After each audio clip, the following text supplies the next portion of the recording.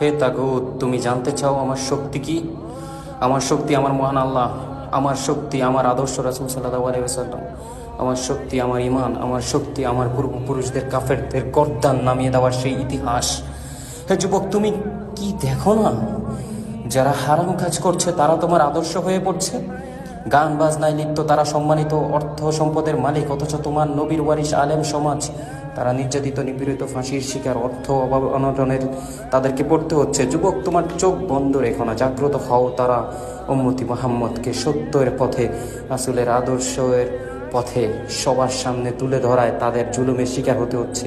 হায় উম্মতি মুহাম্মদ, তুমি মানুষের আইন দিয়ে আল্লাহর আইন প্রতিষ্ঠা করতে চাচ্ছ? তুমি মানুষের আইন দিয়ে ক্ষমতায় গিয়ে সংবিধান পরিবর্তন করতে চাচ্ছ? আল্লাহর আইন প্রতিষ্ঠা করবে আল্লাহর নিয়ম ব্যতীত? তাহলে তুমি স্মরণ করো, সেই ইতিহাস পড়ে দেখো। কাবাকে পাখি দিয়ে রক্ষা করেছিল, মানুষ দিয়ে নয়। তুমি ছাড়া ইসলামের নিজ গতিতে চলবে, চলমান থাকবে কিয়ামতের আগ পর্যন্ত। নারীরা ইউসুফ আলাইহিস সালামকে দেখে হাত কেটে ফেলেছিল, এই ইতিহাস সবার জানা। আরেকটা ইতিহাস সবাই জেনে রেখো, আমরা রাসূল সাল্লাল্লাহু আলাইহি ওয়াসাল্লামের আদর্শের জন্য মরতে পারি, তেমনি মারতেও পারি। শুধু শরীরের অঙ্গ নয়, প্রতিটি অঙ্গে, শিরায় শিরায়, প্রতিটি রক্তে প্রস্তুত উম্মতি মুহাম্মাদের জন্য জীবন দিতে। হে যুবক, গর্জে ওঠো আর বলো, শুধু বাংলাদেশ নয়, আফগানিস্তান আমার, পাকিস্তান আমার, কাশ্মীর আমার, পুরো দুনিয়ার প্রতিটি জায়গা আমার।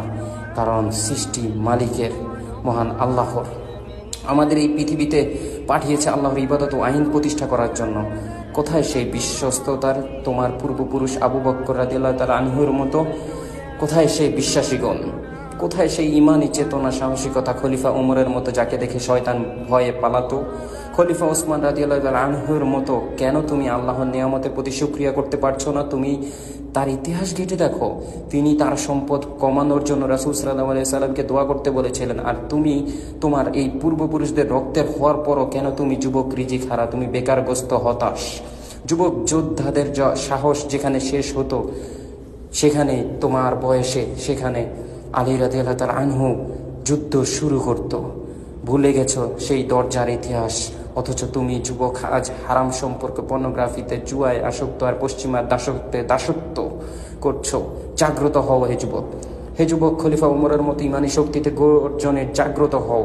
আজ যদি একজন খলিফা উমরের মতো নেতা থাকতো, তাহলে ওই কাফেররা আমাদের রক্ত চক্ষু দিয়ে তাকাতে পারতো না, ভয়ে পালাতো তোমাদের পূর্বপুরুষদের সেই ইমানি শক্তি তোমাদের মাঝে দেখে।